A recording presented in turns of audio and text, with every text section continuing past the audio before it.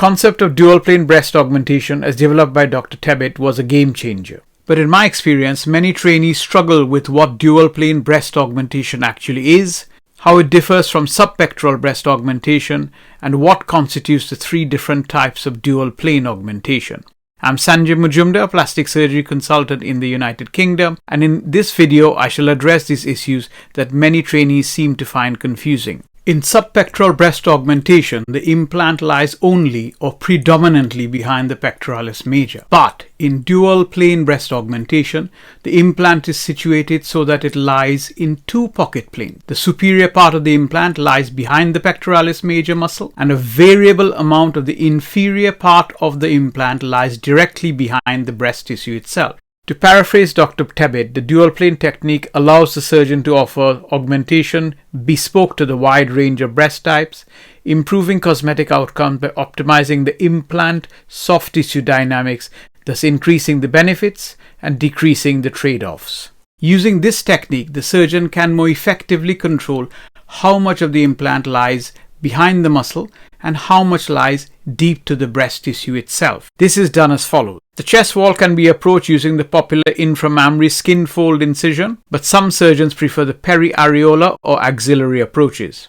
Then, to access and develop the subpectoral pocket, the origins of the pectoralis major along the inframammary fold are divided selectively and completely. The division of the inferior origins of the pectoralis major allows the muscle to retract superiorly to some extent, like a roller blind, altering the position of the pectoralis major relative to the implant so that some of the inferior part of the breast implant lies immediately behind the breast tissue. However, the extent of the superior retraction of the muscle is limited by the attachments of the breast parenchyma muscle interface and also by the remaining muscle-originated attachments along the sternum.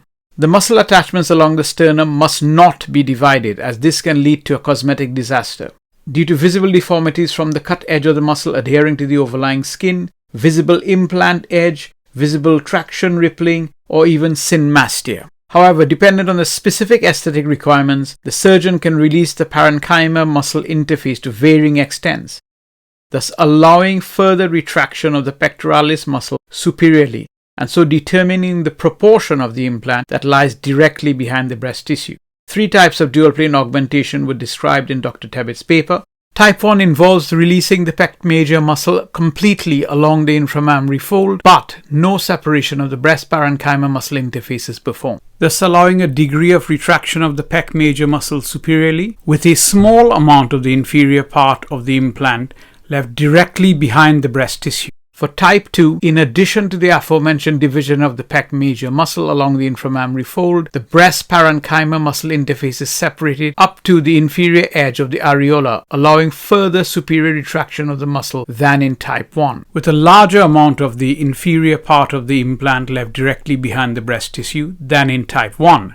In type 3, the procedure is as in type 2, but the breast parenchyma muscle interface is separated up to the superior edge of the areola, allowing even further retraction of the muscle than in type 2, and with an even larger amount of the inferior part of the implant left directly behind the breast tissue than in type 2.